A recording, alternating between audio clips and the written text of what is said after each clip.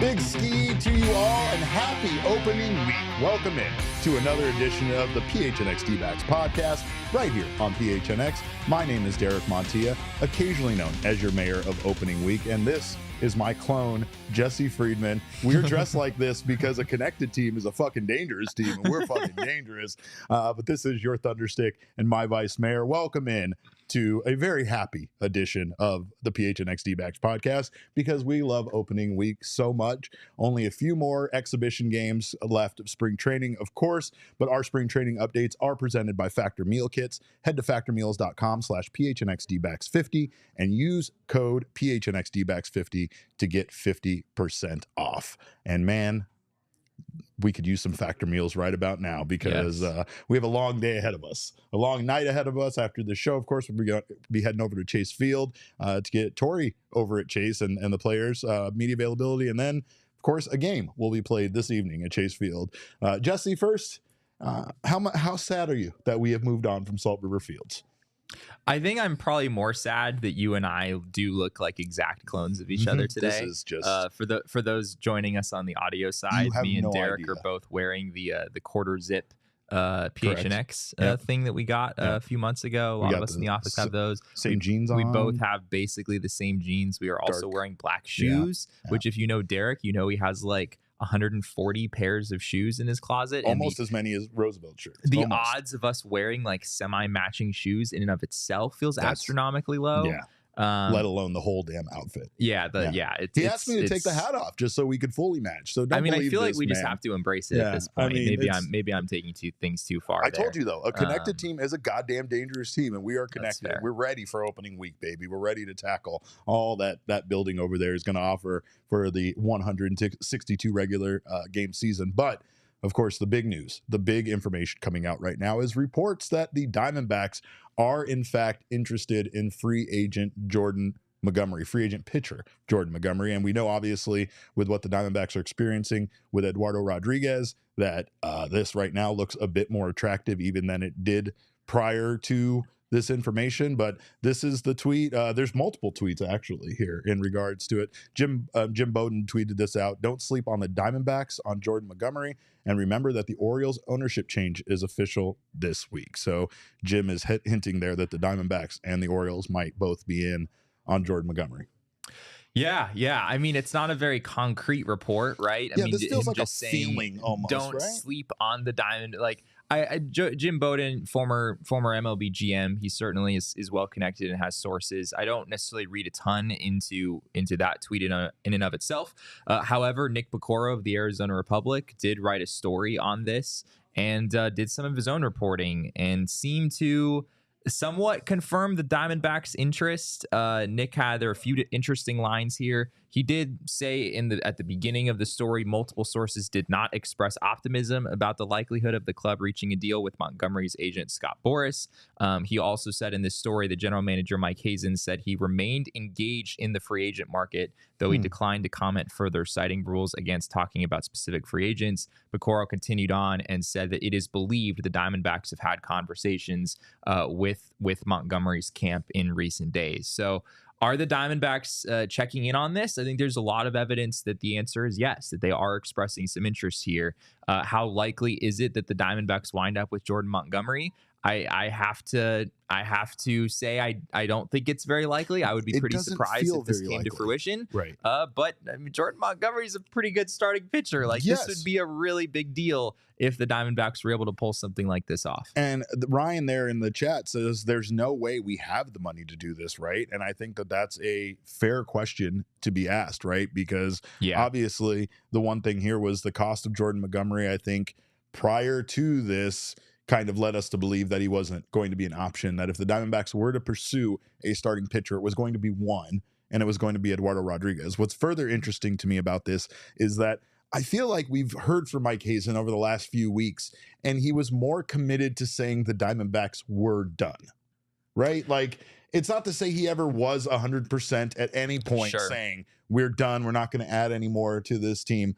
But it felt like when he was asked about it that a lot of the answers were involving internal candidates, and that they have guys that they're looking at, from their minor league system that they hope can fill that role. He never really like went very strong on the, that they're still engaged in the free agent market the way that he was here, at least not recently. It's not to say that he wasn't. This is the exact phrase he used about 2 months ago, but this isn't something that we've heard him use recently. Yeah, I remember after the Randall Grichuk move, we asked if he was still, are the D-backs done? Are you still kind of looking? And he did say they were still canvassing the market, looking for ways to improve the team. But he did give the impression that it was more minor things that he was looking at that point. He said, in the way of anything major, I'm not sure, where that kind of stands. So he didn't strongly say the D-backs aren't looking to do anything further, anything like that. But yeah, Jordan Montgomery, way outside of, what it appeared they were interested in doing at that point. The big news here, though, the development with Jordan Montgomery within the last couple of months is that I don't think he's getting 6 years and $150 million. That's what MLB Trade Rumors projected for Jordan Montgomery. I don't think he's getting that, and I don't think he's getting anything close to that. I mean, if Blake Snell, who I think is clearly the more desirable starting pitcher of the two, if he gets 2 years, $62 million and an opt-out after year one with the Giants, you have to imagine Montgomery, it might be kind of a similar deal. Those guys are the same age. Maybe it's another 2-year deal with an opt-out, and you have to think that the dollar value would probably be a little bit lower than what Snell got. And that's completely understandable because we know Scott Boras has been taking L's, and this is looking more and more like it's another L he's going to take. When we look at some of the other clients, like Blake Snell probably not being on the Padres opening day roster, JD Martinez needing to start out in minor leagues, like time is running out. And that's one thing that is it's different, I feel like, about baseball than any other sport. Any other sport, it's going to take a player time to acclimate to their new team if they sign this late, this close to the season, anything like that. But they're still going to be able to probably play relatively soon if they're healthy and ready to go, especially starting pitchers. I mean, I'm sure he's doing stuff to stay stretched out and to stay ready to go, but it's still very hard for them to be, ready to start baseball games if they haven't been in camp competing. And that's where it's going to be. The longer they wait for guys like Blake Snell and Jordan Montgomery, the more it's going to put them behind the 8 ball as far as getting themselves ready to go and getting themselves, starting in Major League Baseball games. Let's take a look at Jordan Montgomery's 2023 stats, because as far as an asset, he would be a tremendous asset to this team. There's no doubt about that. We know that he has been connected to this team, at least on this podcast, at times through, the free agent frenzy and even the trade deadline last year. We know that he was someone that, we felt like could be a good fit for this team. I think the wild part about this is, like, if the Diamondbacks were able to pull the trigger and bring in a guy that pitched 188 2/3 innings with a 3.2 ERA, that 1.19 whip, 7.9 Ks per 9, 2.3 walks per 9, and a 3.56 FIP, this arguably makes the Diamondbacks rotation right up there with the best rotations in baseball. I mean, it would be really good. If not like a top 3, definitely a top 5. But my God, I mean, right now the Diamondbacks rotation is pretty good, and especially once Erod is healthy and pitching, I think they could be still a very good rotation in baseball. But you add this guy, and I mean, it changes the entire dynamic of the starting rotation. Yeah, I mean, on paper, you get Eduardo Rodriguez healthy, you're looking at Gallen, Kelly, Erod, Montgomery, Fott. That's a pretty darn formidable starting rotation. Yeah. I don't think Jordan Montgomery is a number 1 starter, maybe even a number 2 starter, and that's why I think Scott Boras has maybe had some trouble this offseason, getting the kind of deal that he wanted for Montgomery. Montgomery just had a really good season, a 3.20 ERA, won a World Series, and won a World Series, and pitched a lot of really key innings for the Rangers in that, in their postseason run. I think he's more of a mid rotation guy, But yeah, he's still. a pretty good mid-rotation guy. Right. And if you throw him into this Diamondbacks rotation, you're absolutely talking about one of the best in baseball. He's 31 years old. His velocity was up last year. And the thing about him being 31 is that's kind of that magical age as a baseball player where if you have Scott Boras as an agent, you typically get your big deal right now. This would be kind of the end of the line as far as him being able to get what he wanted, which was a 6-year, $150 million deal. Now, chances are he could sign for as little as 2 years. And what, Jesse? Like, yeah, 2 years and 30 million? Is that crazy? He's going to get more than 30 total if he signed for 2 years. I would say maybe 2 and 45, 2 and 50, something like that is what I would guess. And if he structures it a certain way, that doesn't make it that outrageous for the Diamondbacks to pursue him, right?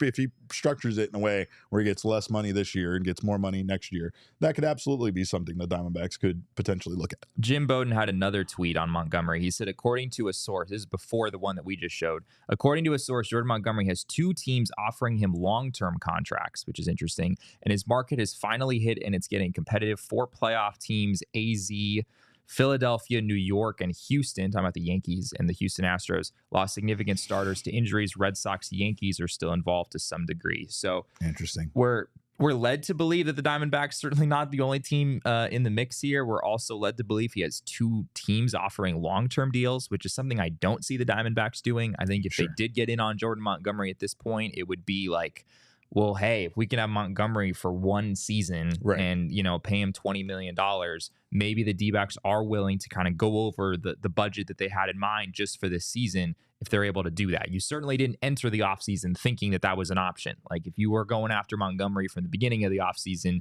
you're envisioning it having to be a 4, 5, 6-year deal or something like that, which I don't think the D-backs were probably very interested in. Montgomery could still get what he wants. It's going to be harder. But I mean, like, essentially he could sign a lesser contract that's still like that. The annual value is there. Right. And then maybe after 2 years, then he can sign a 4-year deal if he proves himself over the next 2 years to be that number 2 guy in the rotation, or maybe like a 1A, 1B kind of guy, depending on what team he's with. It feels like the Yankees are definitely in the position to get him. They've been connected to him kind of this whole offseason. You have the fact that they lost Garrett Cole. Like everything there screams that the Yankees are going to be the team that can afford him. But the Yankees have they've got the luxury tax. They've got the luxury tax. It's going to cost them, if they're paying him $25 million, they're really paying about $60 million.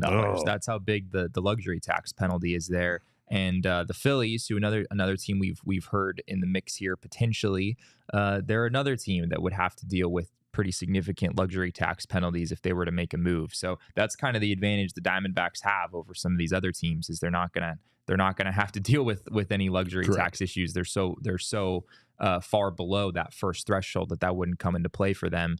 But yeah, it's hard to view them as being the favorite in any sense. But it very much looks like they are at least checking in on Jordan Montgomery, and that in and of itself, Derek, is not something I would have expected. I did not expect, because even if the price tag, even given how much the price tag seems to have potentially lowered here, you're still going to have to pay Montgomery $20 million for this season at least.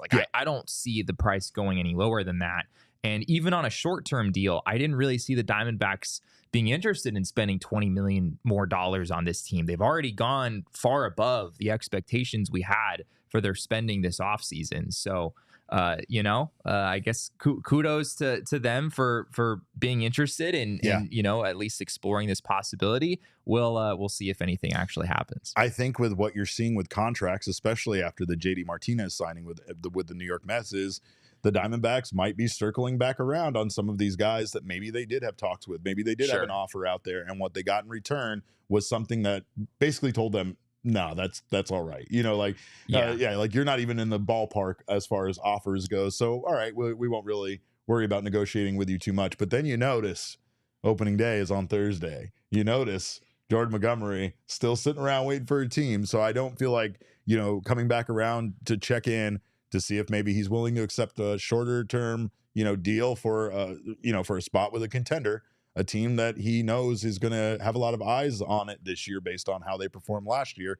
It might be a great opportunity for him. Plus, I mean, the one thing about the Diamondbacks that I think you can't really quantify is how much people got to see Torey Lovullo, how much people got to see that manager, and how much players are like, I want to play for that man. Like, I like that guy. Sure. I like the direction that organization is heading. Not a big fan of the ballpark. However, I will go maybe see if I can, become a part of that. Arizona's desirable as well, I think, for baseball players in particular. Yeah, just the state itself. You get to stay here with your family all throughout the year, and like I just think that added factor helps us as well. Absolutely, absolutely, and it should. But then you factor in, that there's a coaching staff here that's growing in legend, and a lot of people want to play for them, and I think that could be something that becomes attractive, especially guys like, a short-term deal kind of situation where you really just want to go somewhere that can maybe make you better and help you shine.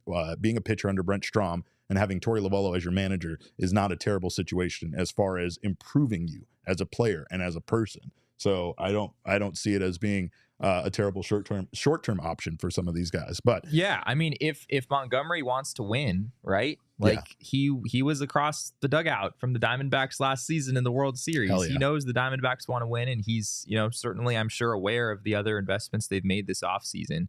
The other angle on this real quick is there was a report from Travis Sawchik, who's an MLB writer over at The Score.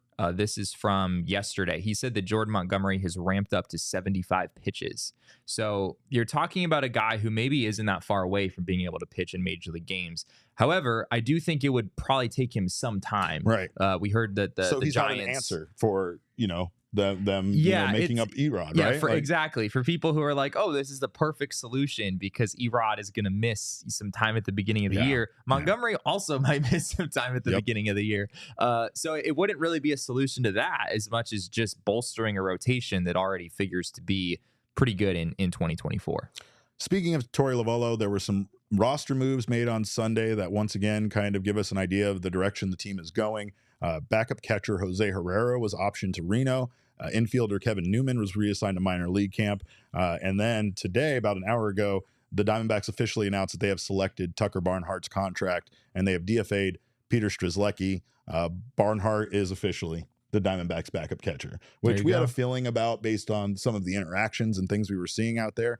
His numbers don't necessarily back that up, but I don't think that's necessarily what the Diamondbacks were looking for, especially after someone like Barnhart. I think there's a lot that Tucker does well that Gabby might not, to kind of balance that catcher position, not necessarily be somebody who's going to come in and give you anywhere near the production Gabby is when he's in there backing up Moreno, but still somebody that has not only some great experience behind the dish that can, be an asset for the team, but also someone that can help Moreno get better.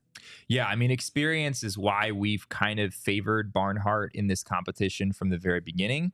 Do you want to have Gabby Moreno, who's a very, very young catcher, backed up by someone in Jose Herrera, who's also very, very young? I think Herrera has filled in pretty nicely for the D-backs over the last couple years, but you can understand the team wanting to have someone who's a little more experienced, who's been around for a while in that spot. And Tucker Barnhart is certainly that guy. Barnhart has won a couple of Gold Glove awards in his past. He was once upon a time a pretty darn good hitting catcher as well. He was. Those days appear to maybe be behind him. But in a backup role, you can understand why the D-backs would want to put him in this spot. I just turned 43. Most of my best days are behind me, Jesse. You know that, and that hurts. But anyway, I will say that usually I'm the one making age jokes. Yeah, you are. Yeah, I've just decided to attack myself. It's so unnecessary. The D-backs now do have 30 players remaining in camp, and they just still have some very, very tough roster decisions to make. Of course, they do have 3 roster spots to fit 4 guys. And those 4 guys are Jake McCarthy, Jace Peterson, Emmanuel Rivera, and Blaze Alexander, who has a 1.022 OPS this spring. And for some reason, you just had to read out Blaze Alexander's for some OPS. reason, I don't care about the rest of their OPS because for some reason we're talking about sending this man down. That's crazy. It should be 2 positions left because Blaze already has one of them. That's what should be happening. But of course, Emmanuel Rivera not doing very good, or didn't do very good last year, at least offensively. He was really good for the first couple months of the season. Daniel Rivera. There were moments where that phrase was said on the show many, many times. And then, Rivera slashed 188, 262, 275 from June 13th through the end of the regular season. Wasn't great in the playoffs either. And he's the one the Diamondbacks lose if they do not carry yes, him. He is out of minor league options. So the Diamondbacks, if they did not put him on the opening day roster, would lose him. It's really the same situation with Jace Peterson. If he doesn't make the team, you're looking at probably having to. Well, yeah, I mean, he's a veteran at this point. You can't send him down to the minors, really. Right, so they would have to DFA him and see if another team wanted to pick up his contract, which could happen. Or if not, he could just be released and then, look for an opportunity elsewhere. But yeah, all signs at this point to me, Jake McCarthy, I think, is going to make this team because Randall Grichuk is probably going to start on the IL, and you're going to want a backup outfielder who's not Jock Peterson, based on what we've seen from in spring training. And then I think Peterson and Rivera are probably going to make this team as well. We were talking before the show about how if you were considering having Blaze Alexander on this team and moving on from either Peterson or Rivera, why wouldn't you have DFA'd one of those guys today instead of Peter Strzelecki? And you could have kept Peter Strzelecki and moved on from one of those guys today if that had been your plan. So I don't think the D-backs are necessarily tipping their hand that they are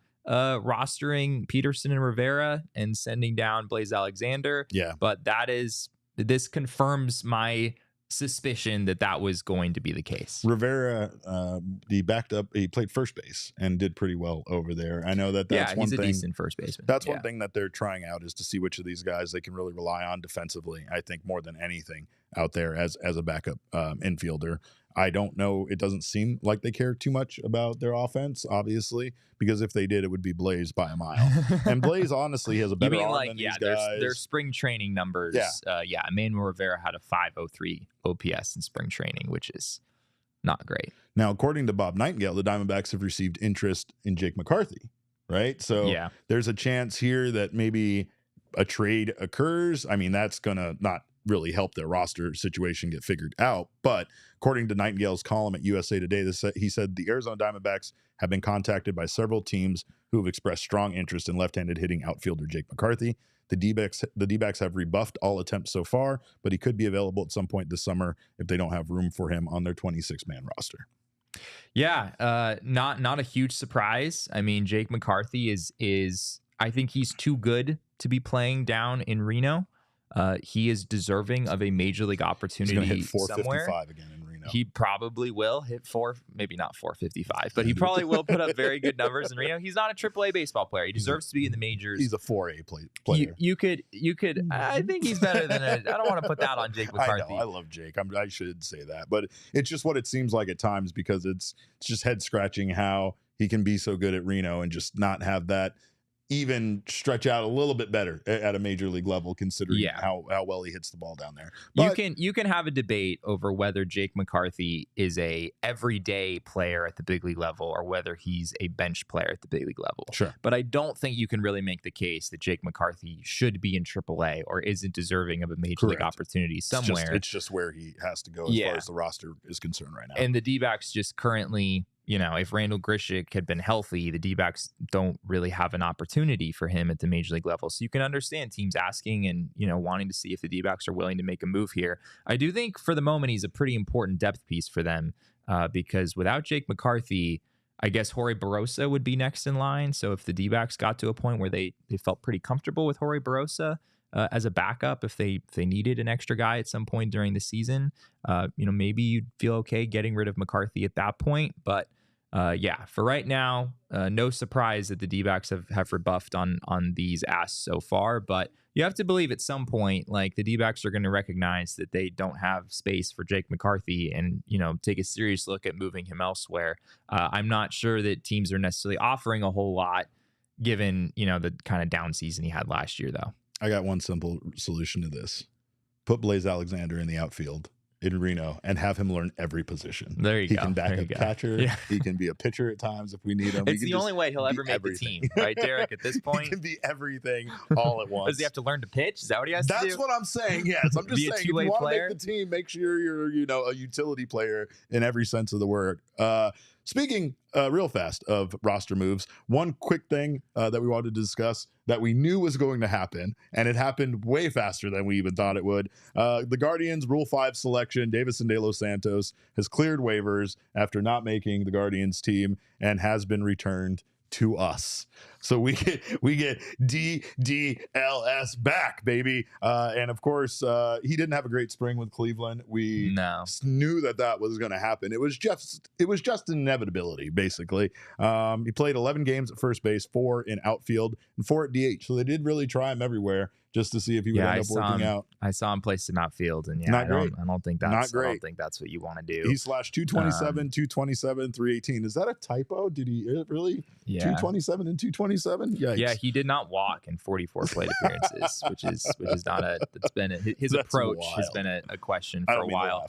He's part of our team now, so I shouldn't laugh. I'm a little surprised that he didn't have a better spring training. I mean, the D-backs used him in spring training a little bit last year, and he put up pretty good numbers. And granted, just like 20 plate appearances, kind of a worthless sample size. But yeah, I figured he would at least hit enough to, maybe crack the opening day roster and then kind of see where things went from there. But based on the spring that he had, you can understand the Guardians just kind of moving on from this. And the D-backs get their guy back. He's only 20 years old. I believe they've assigned him to AAA. So we'll get to see him out there. He's really young for being in AAA. Still think there's some pretty big questions with him about his future and whether he can develop his hit tool enough, whether he can refine his approach at the plate enough to be a major league caliber hitter. But he's young and he has time for sure. He once was a top 5 prospect in this organization not too long ago. So we'll see how that works out for him. But of course, how it works out for you guys. We thank you guys for being here on day 1 of opening week. We're so happy to have you guys here. Of course, if you haven't subscribed to the channel yet, make sure to do so now. Sign up for notifications. That way you don't miss when we go live or any of the wonderful shows on our network go live. And drop us a like. There's a lot of you in here, so we would love to see those likes. Gabby loves it. Gabby goes crazy when you drop a like. Of course, guys, Jesse goes home like really sad. Like if we don't get a certain number of likes, it ruins his week. It does. We get Derek and I get texts from him at night. Like it's pretty sad. He's like, "What did we do wrong? Exactly. Like, why don't people like us?" Is what he kind of says. We have 14 likes right now. Yeah, and there's like 90 people watching. I need at least like 30. Yeah, at least minimum. 30. I mean, 30 is like a third of you. And this is where the like button, right? I imagine this is where the thumbs down start coming in, but we'll see what happens. Of course, putting that out into the world was not smart. That probably wasn't. That probably wasn't the best idea. Of course, if you're listening on the audio podcasting side, we appreciate you guys too. We love our listeners. Make sure you subscribe over there on your favorite podcasting app, and also leave us a review. We always appreciate that feedback. Of course, some feedback that I always get at home is from my wife, and she tells me, when are we going to fix this place up? And I know I want to get some Empire Today action going on, mostly because I need some crazy like roller skate type carpet or for my arcade room for my office. I need that, and I'm pretty sure Empire Today can hook me up. Empire Today has everything you need when it comes to flooring. You can also shop at home convenience, the right product for your needs, quick and professional installation, and get a price match guarantee. That way you don't have to worry about shopping around and maybe missing out on a lower price. Empire Today is the best place to get new flooring. You can schedule a free in-home estimate today. All listeners can receive a $350 discount when they use promo code PHNX. Restrictions do apply. See empiretoday.com/PHNX for details. Also, Circle K, getting you ready for opening day. Can't wait to see that strikeout meter lighten up at Chase Field. And of course, you could stop and grab some snacks, stop and get yourself some water, get everything you need for the big day over at Circle K. You can also get your gas. Gas prices jumped up dramatically recently. I don't know if you've noticed that, but if you join the Inner Circle for free by downloading the Circle K app today, terms and conditions apply. Participating location, visit circlek.com for details. You can save 25 cents off per gallon on your first 5 fill-ups. You also save 3 cents off per gallon every day after that. And then in the app, you'll get all sorts of coupons. You'll get buy 5, get a 6th one free on a selection of products and so much more. So join the Inner Circle today and become part of the Circle K family. Speaking of family, you guys know what we do on this show on Mondays. And of course, we missed last Monday. And I know a lot of people were mad about that because they definitely wanted to question Jesse and if he actually has sick RAV4. That's a whole other thing. My whole character was called into question. Everything, whether he was an actual math teacher, if he actually liked salad and go, there was a lot there. But of course, we were celebrating or recovering, I should say, from all the celebrating we did last weekend. But today, you know what today is. Today's that day. And you know what we do every year on this show, because every year on this show is our year. Every month on this show is Women's History Month. Every month on this show is Black History Month. And every month on this show, you guessed it, is Black Women's History Month. Every week on the show is Shark Week. Every day is Earth Day. But on Mondays, we go to the mailbag. Damon, hit it. My mailbox, always something interesting in my mailbox. I try to get to everything in my mailbox, and then once in a while there's a letter that makes me go wow, wow. My mailbox. All right, let's get it. What's the first question today? First question comes from our guy Travis at More For Me, and he says, what would be an unsuccessful season in your eyes? Not making the playoffs, bounced in the wild card round. Does win total matter as much? Obviously, context is important, but just asking for an idea. And I think this is a fantastic question because as we get ready to embark on the season, of course, we want to just start it off with negativity and talk about what's going to be an unsuccessful season. But Yeah. it's what we do on this show. No, but he's right. Like, there is something to be said about how unlikely it is, historically at least, that the Diamondbacks could make it back to the World Series. We know that over the last 50 years, it's been quite the feat to try to repeat in the National League. And the Diamondbacks haven't made the playoffs in back-to-back years since 2001 to 2002. A lot of things working against us. More than 20 years since that has happened. Yes. I think an unsuccessful season is not making the playoffs. That, in my eyes, is what changes it for me. If they get bounced in the wild card round or in the first round, am I going to be disappointed? Probably. I'm going to be drinking a lot by that point, really amped up. So you know that there's most likely I'm going to be disappointed, but it won't feel like that the season was unsuccessful, right? The playoffs are a different animal, and we know that. So I'm not really concerned with win totals or how they get there. But if they get to the playoffs, I call that a success.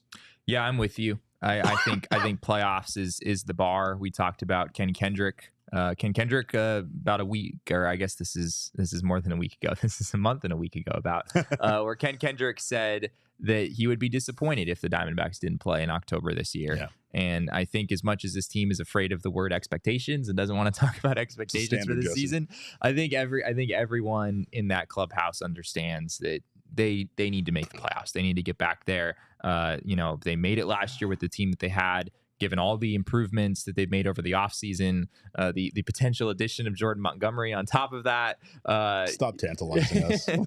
I think this team is good enough to make the postseason. Anything less than that would be unsuccessful. I am curious how people would feel like what if the Diamondbacks win 88 games and that's not good enough to make the playoffs? That sucks. Yeah, that sucks. I think that's a rough situation. And you would call that an unsuccessful season, even though they won 88 games. I would be fairly frustrated by that, but I think I would be reasonable. Like if it was going to take you 90 games just to get that final wild card spot, that's a lot. You know what I mean? And that's one of those moments where you just kind of have to give credit to the fact that there were so many good teams in the National League this season. Right? I mean, last year, toward the end of the season, as we were tracking the very close playoff race that was developing, it looked for a while that the D-backs were going to have to win about 88, 89 games in order to even make the postseason. Yep. A lot of teams struggled down the stretch, and that's why 84 wound up being good enough when all was said and done.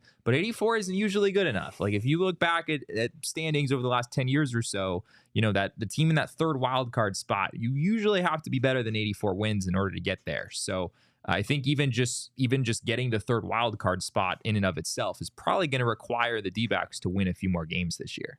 All right, next question, Damon, comes from our guy Michael Rokicki. Michael asks, aside from this being Corbin Carroll's second full season, what are you most excited about this season? I think it has to be building on the success of last year and the fact that the team is in such a better position this year. I think the pitching, starting pitching, even as crazy as it sounds, even with the loss of Eduardo Rodriguez, is still we are still in a much better position than we were last year, and I feel like the young guys like Tommy Henry and Ryan Nelson are much more ready to go. I think that this team really had to find its identity last year with what happened with Madison Bumgarner early on and some of those decisions they made. That kind of had to rock the clubhouse for a few days, not to mention the fact that nobody can feel safe, as far as your job is concerned, when you see someone that's the highest paid player and the most legendary player in your clubhouse getting essentially released from the team, right? So I don't know. Maybe that's what caused them to kind of, galvanize and bond together. Who knows? But I think that they're just in such a better position to start this season than they were last year. And that's exciting to me. You factor in the success they had, you factor in the experience that they gained. making it as far as they did last year. And you can't help but be excited about how ready these guys are to try to do it again this year. Yeah, we've talked about this a couple times. Like over the last few years, it's felt like that this team has had, a handful of veterans that you weren't really sure what you were going to get from them, but the team was kind of going to play them no matter what. And I don't think the D-backs really have anyone like that this season. The players that are going to be getting a lot of playing time for this team are generally deserving of that playing time. I think for me personally, what I'm most excited about is I just enjoy filled stadiums, like filled baseball stadiums. Point. Just like baseball, when there's a lot of people. We've talked a lot about Chase Field and how maybe it's not the best place to see a game when, particularly when the roof is closed. But when you put, 30,000 people in that building, it's still a pretty fun place to see a baseball game just because of the energy in that stadium. And based on what we heard from Derek Hall the other day, D-backs are projecting north of 2.5 million fans for this season, the most since I think it was 2008. That's what, averaging like almost 25,000 It's per game? Averaging north of 30,000 for every home game. And granted, there's going to be some games here and there where they're well into the 40s. It doesn't mean on a Monday night you're going to have 30,000, but it that means in we and of shouldn't itself, see any of those 9,000 games. Yes, and, hopefully, things like that. hopefully we can be rid of those matinee games where the place just looks so empty and it's dead and there's just not a lot of energy in the stadium. We talked about the rally backs playing more of a role and kind of getting the fans into all of the little moments throughout the game. So all just hail more our new overlords, the rally backs. We do what they say. Yeah, absolutely. Just more energy at Chase Field. I think I'm really excited for that. That's a great point. All right, what else we got there, Damon? Next question comes from Kevin. If the D-backs somehow sign Jordan Montgomery to a 2-year contract or more, does this mean the D-backs won't sign Zach Gallen? Excellent point.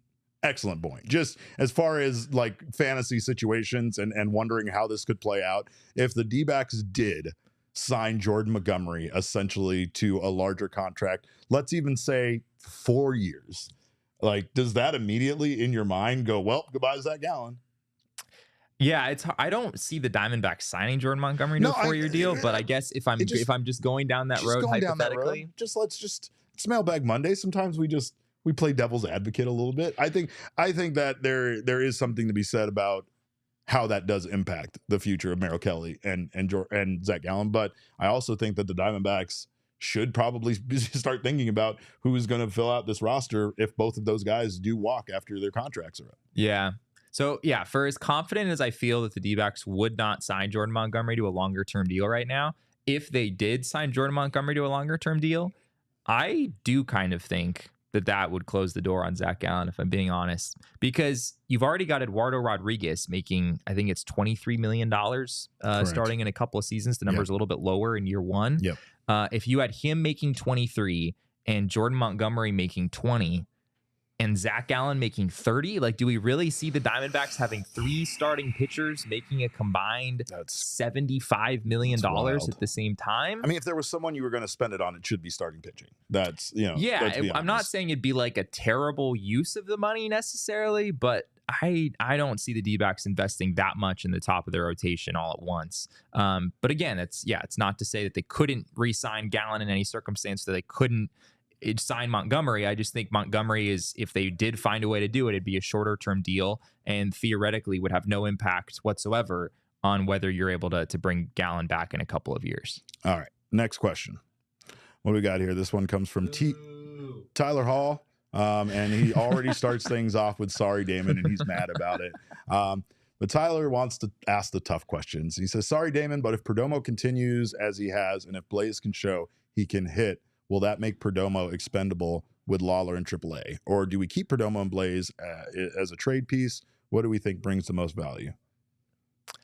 I think I'm gonna hurt Damon's feelings, and I think Blaze Alexander is going to be a better baseball player than Geraldo Perdomo. Wow. And I'm saying that knowing Jerry P is a fan of the show and knowing he's probably watching right now. The next time he sees me, he's probably going to look me right in the eyes and go, I would never, Jerry. I saw what you said. I would never do this what to you you. said, is what he's going to say to me.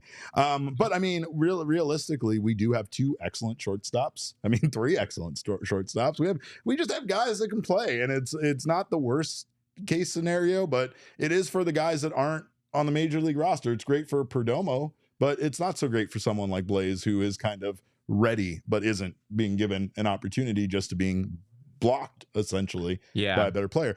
I don't know. I feel like this organization already has a track record, as we discussed with Mad Bum stuff and what we saw with the tenured guys on this team last year. They don't really shy away from moving in a different direction if they have a better option at any given time. I don't know if they're so quick, if Perdomo struggles or goes through a slump, if they're going to just immediately turn to Blaze or go in a different direction. But I could see it being a point where maybe Blaze Alexander is so good that they can't deny having him on the major league roster any longer. I would see that then manifesting in whatever way it plays out. Like, if Perdomo does become expendable at that point, then I could see them trying to get value for him fairly quickly, considering he was an all-star last year and stuff like that. Damon's gonna fucking I just want to touch on a few Damon things. has something to say. Damon has a lot of things to say. So, number one, Geraldo Perdomo is younger than Blaze Alexander. I know, with isn't that 2 wild? years of major league experience under his belt. That has to go for something. No, it does. Yeah, absolutely. Yeah, it's a good point. Absolutely. He can absolutely get better at 24 years old.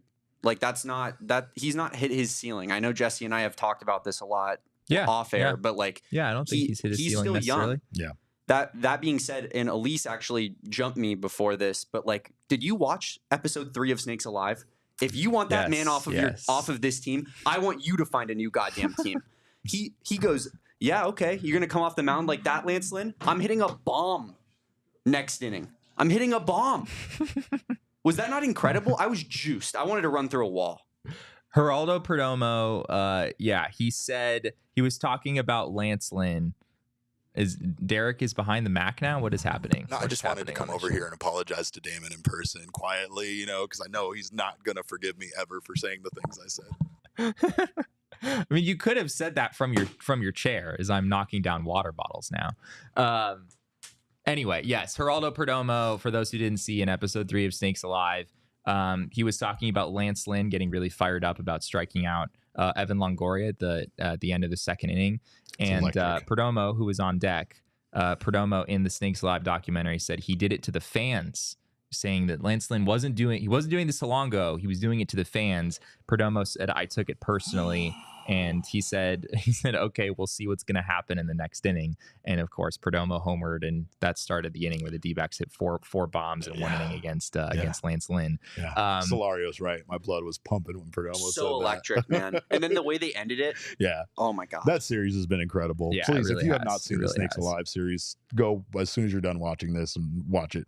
It's really, really good. But yeah, I mean, they definitely have a problem, but like a lot of their positional battles, it's a good problem to have. They have guys that they, obviously are going to continue. They don't want to get rid of. Even Jake McCarthy, right? That's why they're saying that they rebuff these calls, because they know Jake's going to go somewhere else, and Jake's going to become Rake McCarthy, and they're going to completely, rue the day that they decided to make that decision, right? Same thing here. Like, both of these guys are incredible. Blaze is incredible, and it's just a matter of not being able to get everybody enough playing time. But I will say my real opinion real quick is that Blaze should make the team, and him and Perdomo should be competing with each other for the starting spot. It gets the best out of you. And I love Perdomo. He's my favorite player on the team, and I just love his personality and how infectious he is. He's the best. But Blaze absolutely should have a shot at making this roster and being a starter if he proves he's better than Perdomo. I agree. I just want to say that I think we're getting a little ahead of ourselves if we're concerned about having like too many great shortstops. Like, Blaze Alexander has had an outstanding spring training, but he still hasn't played a single major league game and hasn't shown that he can do it at the big league level. That's a big thing for him to show that we haven't even gotten there yet.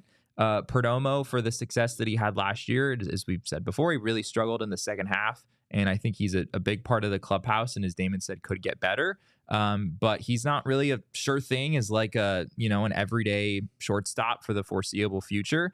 And Jordan Lawler, for all the prospect status that he has, and rightfully so, he's only played a few major league games, and it was not pretty. So I think we're pretty far away from having to worry about any of this stuff. I'm going to kind of just reserve judgment until we know more about how each of these players look in the majors. Elise, great question, says, how do we platoon Domo with Ahmed for almost all of last year and not do it with Blaze? This is 100% my point. Well, the difference, and I'm not saying... I'm not saying I agree with this, but the difference from the D-backs perspective is that Nick Ahmed was a veteran. They knew what they had. Blaze Alexander is someone who hasn't played a game in the majors, and they want him to get everyday opportunities. That wasn't a concern with Nick Ahmed. They just wanted Nick Ahmed to contribute in whatever way he could. All right. Next question, Damon, comes from our guy, Kevin Lundberg. Kevin asks, what is a realistic record expectation for the first month? And how can we make Derek do something that involves him dyeing his hair or something like that? Yes. Correct. Yes. Correct.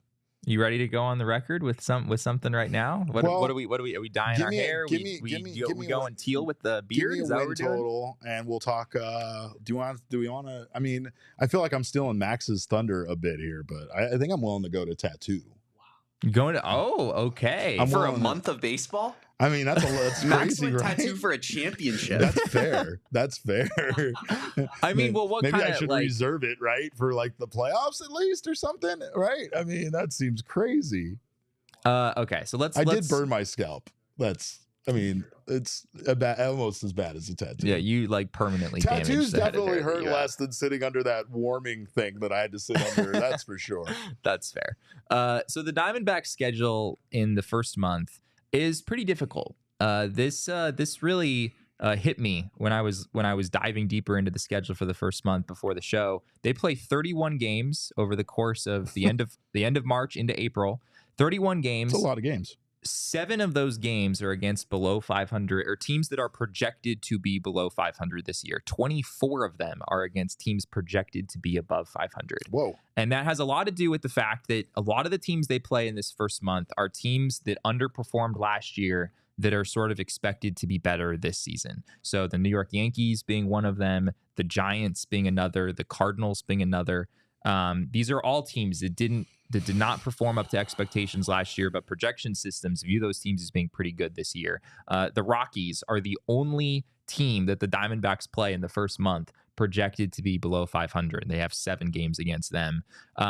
So yeah, I mean, with all that in mind, like, I don't think the D-backs need to be like 8 games above 500 at the end of April or anything like that. I think if you go 5-2 in the 7 games against the Rockies and 500 against everyone else, that puts you at 17-14 at the end of the first month of the season. I think you'd probably have to be pretty happy with that.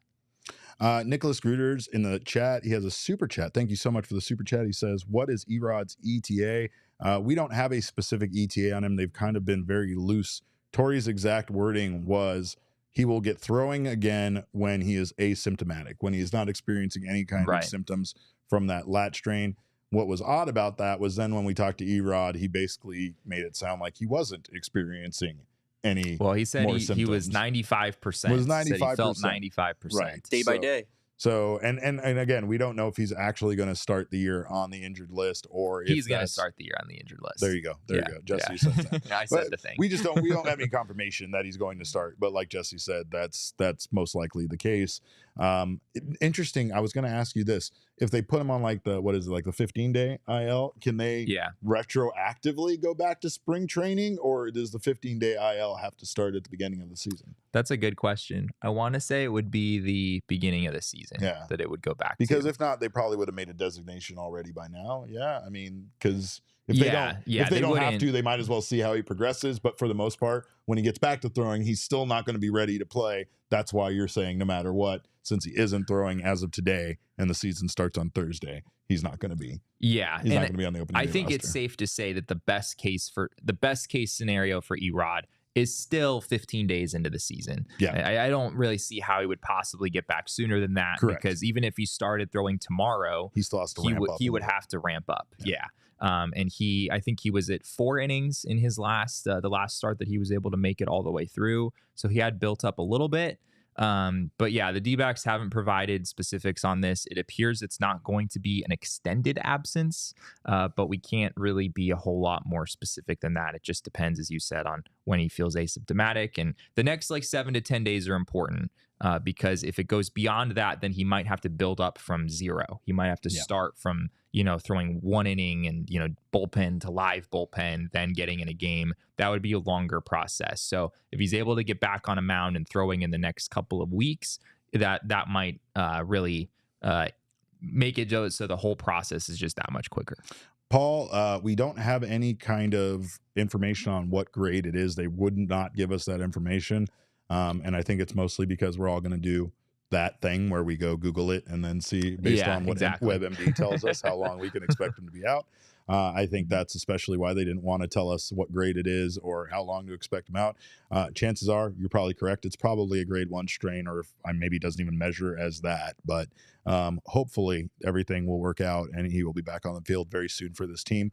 Of course, you can take all of this information and allow it to impact how you're going to bet on opening day weekend for the Arizona Diamondbacks over at the BetMGM Sportsbook app. Right now, you can get up to $1,500 in bonus bets if you sign up using our code of PHNX. All you have to do is download the app on iOS or Android or visit BetMGM.com and sign up using PHNX. Deposit at least $10 into your newly created sportsbook account and wager that amount or more, and you will receive up to $1,500 back in bonus bets if the bet loses. If the bet does lose, your bonus bets will be available once your initial wager is settled. Of course, sign up for BetMGM and use that bonus code of PHNX. Stop by the PHNX Bet Show and get some great advice from the boys over there. And then place your first BetMGM Sportsbook wager through the Sportsbook mobile application for at least $10. You will receive $1,500 in bonus bets back if the bet loses. Check out the show notes for full details. And now listen to Shane talk about the disclaimer.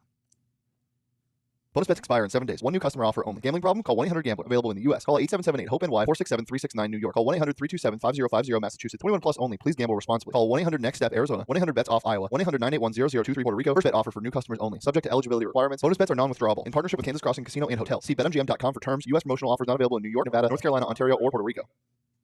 Puerto Rico. Well, of course, a great place to catch all of that March Madness action is over at Illegal Pete's. You can join Damon there any day of the week because that's where he hangs out. And of course, right now, patio season means patio beers, and it is absolutely gorgeous outside. Even when it rains, it's still pretty outside here. It was lovely outside. Illegal Pete's, of course, does have Arizona's strongest margaritas and some amazing food to go along with it. Don't sleep on the reverse nachos because they're life-changing. Of course, get that piping hot queso, get the bowls, tacos, salads, burritos, and nachos, everything you love and more over at Illegal Pete's. Right now, they are here to bring you a win with their legendary sound check deal. Bring in a ticket stub from any ticketed event and get a draft beer or house margarita for $1. Illegal Pete's wants to celebrate with you, whether it's a pregame or postgame party. They got you covered on all your game day needs. Must purchase an adult entree to redeem Illegal Pete's sound check deal. Illegal Pete's, your go-to spot for burritos, buddies, and beer. And Damon. All right. Well, again, we thank you guys that are diehards already. Of course, we always appreciate you guys being diehards. If you're not a diehard yet, you want to learn how to become part of the diehard family, go to gophnx.com, find out, sign up, join us over here. You get a free t-shirt upon signing up from the phnxlocker.com. We got some brand new shirts, some brand new heat over at there, phnxlocker.com. So make sure to check out those brand new shirts. And of course, if you sign up today, you can get one of those for free. You also get access to all of our content. You get access to our members only Discord lounge, which is the best place to be an Arizona sports fan. We had a special diehard only edition of the mailbag this week. So make sure that you don't miss out on all of that fun, including discounts with our partners and discounts on events like our upcoming takeover of the Chase Field pool on July 31st. We're going to have a blast. Of course, we thank you guys that are members of the family already. But of course, again, if you're interested in signing up, go check out gophnx.com. We got some more Mailbag Monday questions. Damon, what do we got? Let's get to the good. Let's get to the good stuff. Let's get to the wacky stuff. Ryan Hanley wants to know, can either of you confirm that the frozen margarita back is back at Chase? I must know. Jesse, I got this. I will take care of this. I did the investigating. I did the journalistic work on this. Big J. Big J work. And I want to confirm, update, breaking news right now. The frozen bat is back. Okay. I saw them stocked up at one of the bars. So, I mean, based on me as a source, I can visually confirm for you that I did see them back. Are they going to take them away from us? I doubt it. I mean, they did have them stocked at the bar, Jesse, so they can't you're like do that. touting your investigative reporting ability, and then you're like, yeah, I saw something that looked like it behind one of the stands. Where were you when Derek Big J Alpha Jesse and took over as the journalist on the PHNX Diamondbacks podcast? Thank you. I appreciate that because I don't His sources seem a little questionable. Never forget. His sources are me. I am my own sources, and my eyes are the sources. So yes, Ryan. That's what scares me. Yeah, no, I get it. All right, what else we got, Damon? Jacob Schultz asks on Twitter, he says, if PHNX had a home run derby on a little league field, who wins that battle? Also putting the over-under for Jesse Friedman at 4.5. Wow. That's disrespectful. That's the disrespect. It's awful. How big a little league field? We're talking what 250? Talking 250? I don't know if I can hit a baseball 250 feet. Oh my God, Jesse. Yeah, no, I know. If we had a home run derby though, I know Bo would be really mad if we didn't include him. Yeah. I know Danielle would absolutely rake. I was just about to say, we better say Bo's name or else he'll have a freak out episode. Just a little tantrum about it. Oh, did you not see me in my playing days? No, Bo, I didn't. I played college baseball 40 years ago. Yeah. You have children now. I know how that ages you. I know what that does to your knees. But Damon Dog's my winner of the PHNX. I think Danielle might have a little bit more pop in her bat than I do. Yeah. Were you not a big power guy? Damon's more of a opposite field. I really was an on base. Slap hitting specialist, work the count type of guy. I really was. Work the count. You just scream at the umpire, from what I've heard. And we wonder why he loves Geraldo Perdomo so much. No, it makes all the sense in the world now. My OBP was nuts. Yeah, yep. It all fits. Makes sense. Were you a switch hitter too, Damon? Yeah. Huh? Were you adorable? Huh? Were you just? I think I'm adorable. Were you just a precocious shortstop? The umpire probably didn't think I was adorable when I was screaming in his face after I disagreed with a call. Oh, man. All right. What else we got? Next question comes from JT's tweets, and JT wants to know, which D-backs players are you bringing to Disneyland with you, and you can only bring 2? Players? Just players. Just players. Because I'd bring Tori. Yeah, can't do it. Okay. Just players. I would bring Tori, that's for sure. Because Tori is the kind of guy that I feel like you do anything with, and it's a fun time. You know? Yeah, but you can't bring him. Yeah, okay. All right. You're breaking the rules, Derek. Okay. So who's loaded? Who's got a lot of money on the Diamondbacks? Because is that where the conversation starts? That's who I want to go to Disneyland with, Jesse. I don't have money to be buying all those ice cream treats and the shirts and everything, but I need somebody that's loaded to go with me. Honestly, I mean, I feel like I fall back. You'd say Corbin Carroll, right? Like that's instinctually, I'm sure what a lot of people feel, but yeah. Corbin Carroll would probably question the purpose of Disneyland. Yeah. He would have a lot of existential questions. They said this is the happiest place on earth and there's not a batting cage here? How? Yeah. Then it's absolutely not. You know? I speaking of Geraldo Perdomo, Jerry P's a great choice. I feel like Jerry P would be a lot of fun. A lot of fun to hang out with at Disneyland. Yeah. I know my other choice, and it's Paul Sewald. And it's because Paul Sewald is the dad of the bullpen. Yeah. So you know Paul Sewald's going to properly plan a day at Disneyland. He's going to map it out. He's going to have the logistics nailed down to the finest detail. He's going to have aspirin in his cargo shorts. You know, he's going to have a water for me. He's going to make sure I am well taken care of. And he absolutely will not let me go without eating, Jesse, like you do. You do a terrible job of feeding me, but Paul Sewald would make sure we had 4 meals that day at Disneyland. You know what I mean? Would have an itinerary. I would get to sit on his shoulders while we watch fireworks. So first we're going to come in. We're going to go to Tomorrowland to start. By the end, by 11:30, we're going to find ourselves in Fantasyland. But see, he'd be enough of a dad that he would make you feel like you were getting a choice in the matter. You'd be like, oh, I want to start in Adventureland. He's like, yeah, bud, totally. But you know what? The lines in Adventureland do get pretty big fast. So maybe we want to circle back to there after we hit Tomorrowland and Fantasyland. And after we grab you a churro. Yeah, I'll get you a churro. I'll get you, are you thirsty? I'll get you a water and some pineapple spears. You know what I mean? He is going to take care of you. And then Jerry P is going to be the little brother that we run around with. Yeah, there you go. Did you see Corbin Carroll? I think it was a John Boy thing. Corbin Carroll was asked which of his teammates he would want to be lost in the desert with. Okay. And he answered Paul Sewald. So I feel like it's a similar skill set, lost in the desert, nailed this. Hang out at Disneyland. When we assess these players, we know what we're doing. We don't just make up crap about them like that Paul Sewald's the dad. We know he's the dad. That's the way this works. All right, what else we got? Sir Gorilla on Twitter asks, and that's Chris. He says, if the Diamondbacks made a bobblehead of us, Jesse, what would you want your bobblehead to be doing? He would like to hear from the people's producer, Damon, as well on this. And Damon doesn't get a choice because we already know what Damon's going to be. It's going to be Damon Dog. Just like me on a leash on all fours? No, it's a dog version of you. He'll be wearing a U of A shirt and hat. He will have a headset on. because he's always producing. He's always working. He'll have a laptop. He'll have a laptop that's very hot under like a really bad laptop. Yeah, a bad laptop. Like a really old. When you touch it, it's hot laptop. on the actual bobblehead, right? What would you have? I mean, I guess I have to be driving the RAV4. Is Correct. That you absolutely should be. I don't really they did have an a choice Outcast here. one last year for the Braves where they were in 2 dope boys in a Cadillac. So okay, there you one go. dope boy and a RAV4 for sure. You'd have to do the licensing with Toyota. It could get expensive. Would you be doing the score sheet on top, like up on like the top of the RAV4, like writing an article? Staying up till 3 a.m. in the RAV4? No, because as I've described to people, the RAV4 is now the adventure car. Oh yeah, so that's right. We don't do any. That is there's right. no StatCast data in the RAV4. Derek. That's true. We're heading out to the mountains or something like that. That's fantastic. That's fantastic. Of course, mine would be sitting in this exact chair, shirtless, with Jesse Jr.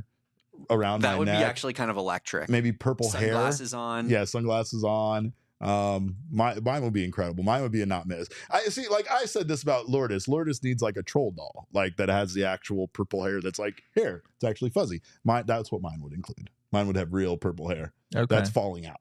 Okay. Yeah, that's the way it would work. Yeah. All right, we got one more question for Mailbag Monday, and of course, we saved the best for last. Elizabeth has quickly taken over for Don's Bread as the best question asker on the show, and Elizabeth wants to know if the PHNX staff played Monopoly, who would pick which game piece, who would win, who would cheat, and who would rage quit. I saw earlier Karen, aka Groundhog Mama, said that I would rage quit. And what she doesn't realize is that I was actually in the banking industry for nearly 20 years. So I don't rage quit when it comes to Monopoly. I make people rage quit.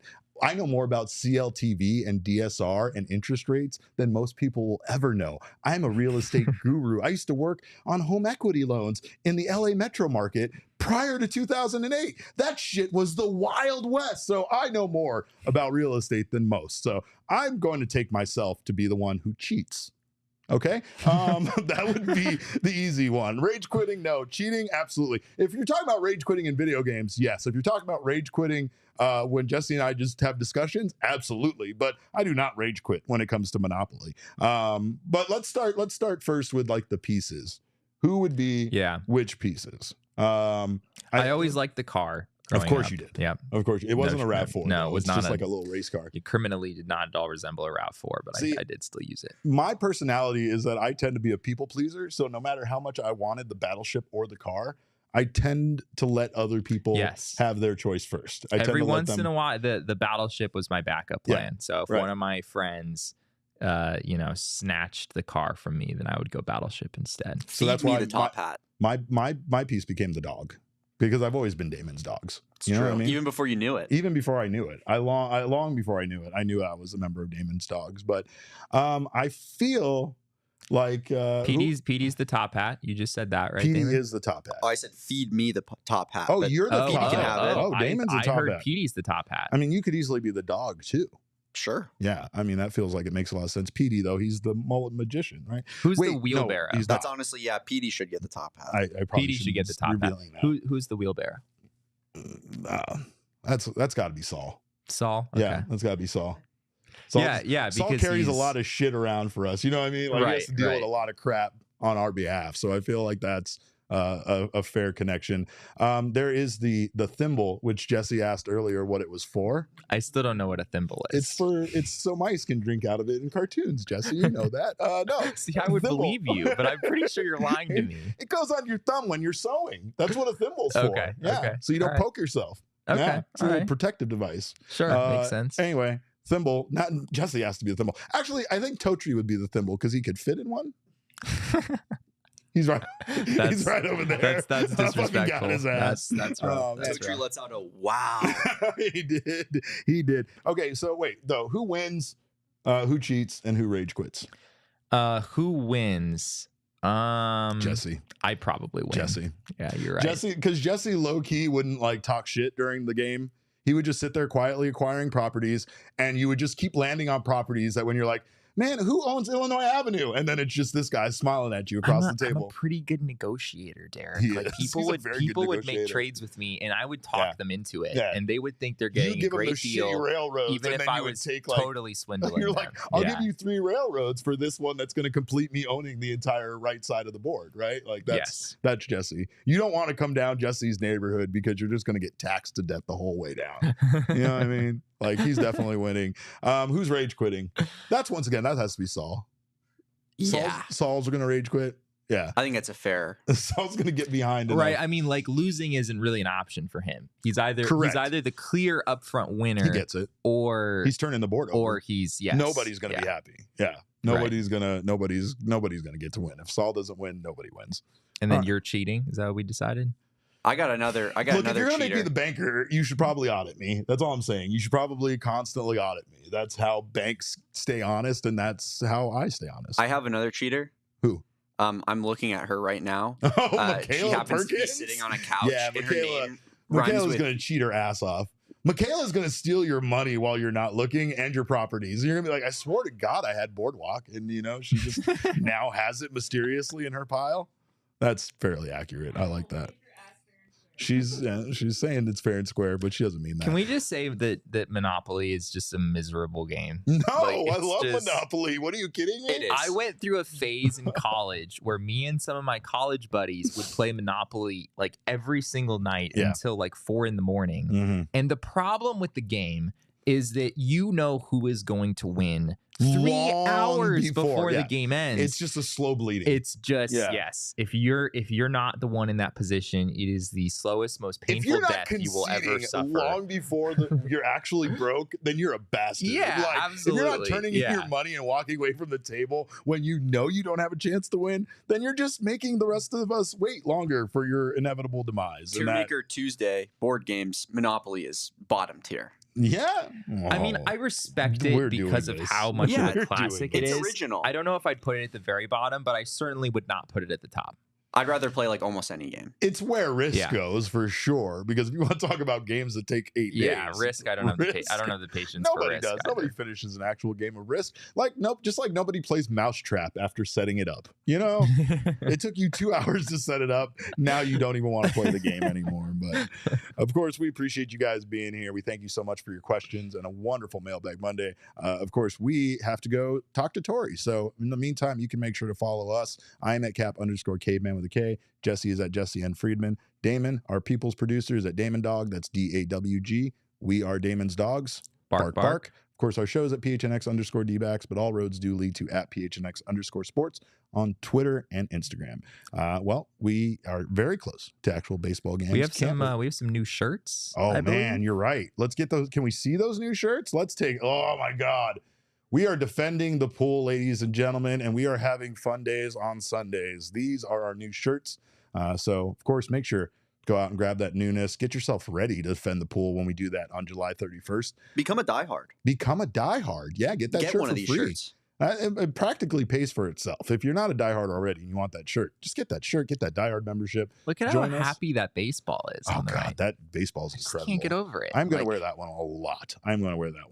Of course, we are also giving away a pair of tickets for opening day. And these aren't just nosebleed, Jesse. These aren't section 301 in row 17. These are some good seats. So, of course, make sure to keep it locked right here. I think tomorrow is going to be the day where we're going to select a few of you as finalists to win that shirt. So make sure to be here live and then be back on Wednesday when we pick that winner. So, of course, big thank you to Chris. She was our facilitator of those tickets.